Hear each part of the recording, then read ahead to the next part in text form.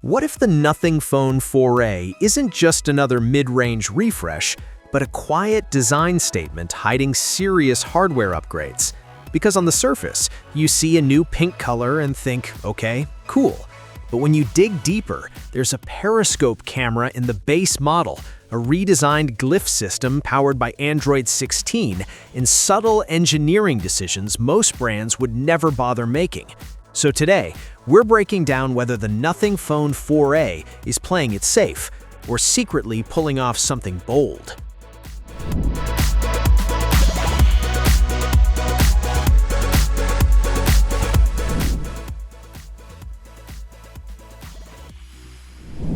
Let's start with the color, because this one actually matters. The pink variant isn't loud, it isn't neon, it leans into a soft, desaturated tone that feels mature rather than playful. But here's where it gets interesting. The back is still translucent. That means the pink isn't simply painted on top, it's layered within the translucent structure itself. Internal components stay close to white, and subtle tinting is applied through resin and glass layers. So when light hits the phone at different angles, the tone shifts. In soft lighting, it looks muted. Under bright light, it feels more vibrant. That depth gives it dimension instead of that flat pastel look we've seen 1,000 times before. You know what's funny? Most brands treat color as surface-level marketing. Nothing treats it like part of the architecture.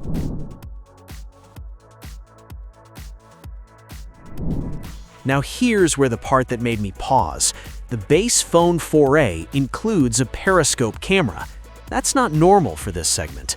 And it isn't just recycled hardware. Reports suggest a more compact tetraprism module, smaller than what we saw in the previous Pro version. That allowed Nothing to reduce the camera bump while keeping optical zoom capability. Think about that. Optical zoom in the A series, not digital crop tricks, real hardware. On paper, it sounds like a small addition.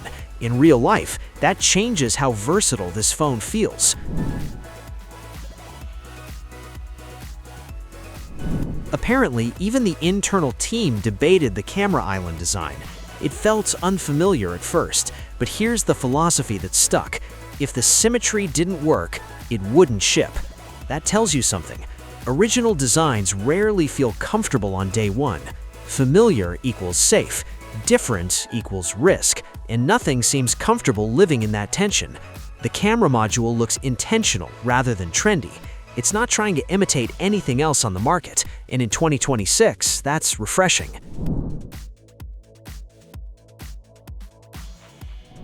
Now let's talk glyph, because this is where software meets identity. Glyph Progress is now powered by Android 16 live updates. That means better integration across apps, timers, deliveries, real-time events, not just notification blinking. The philosophy stays the same. Place the phone face down, reduce distractions, stay aware without staring at a screen. But the layout has evolved. Instead of the wider matrix style from the previous generation, this is a single vertical strip. The timer animation looks like falling sand, cleaner, more focused. Even the camera shutter animation was redesigned.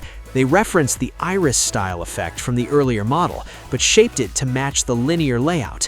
This isn't a copy-paste update, it's a refinement.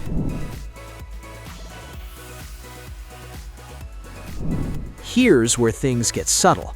The visible division line on the back aligns more closely with where the internal PCB actually ends. That's not cosmetic, that's engineering honesty. The lower section elongates the phone visually, giving it a slightly more elegant proportion. And the back panel has three-dimensional shaping, not just a flat slab with parts placed on top. These are the details most people won't notice in a spec sheet, but you feel them in hand. Specs are one thing, user experience, that's a whole different game. So, what do we know? The pink colorway is layered and dimensional. The periscope camera brings real optical zoom to the base model. Glyph is smarter and more integrated thanks to Android 16, and the design decisions are driven by engineering rather than marketing. On paper, it might look like a modest refresh. In practice, it feels like a carefully thought-out evolution. Here's the deal. If you care about raw performance numbers alone, you might call this incremental. But if you care about design philosophy, hardware integration, and small details that add up, this could be one of the most interesting mid-range releases of the year. So what do you think? Is the Nothing Phone 4a playing it safe? Or is it quietly redefining what a mid-range phone can feel like? Drop your thoughts in the comments. And if you enjoyed this breakdown, don't forget to like, subscribe, and hit the bell so you don't miss what Nothing does next.